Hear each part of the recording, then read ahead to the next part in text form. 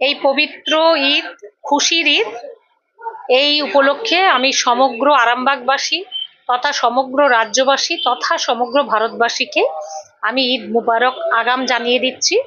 এবং এই ঈদেতে আমরা প্রত্যেকে সামিল হই।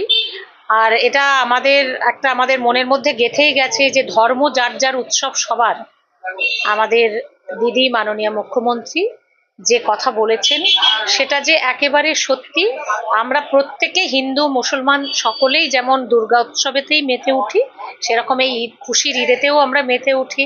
এটা রমজান মাস চলছে, প্রত্যেকেই সারা মাস ধরে সারাদিন উপোস থাকার পর যেটা ইফতার করছেন তারা, এবং সেখানেও আমরা সামিল হচ্ছি অনেক জায়গাতেই।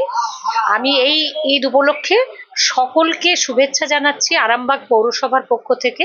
সকলে খুশি থাকুন, সকলে ভালো থাকুন, সকলে একসাথে মিলেমিশে আমরা চলি।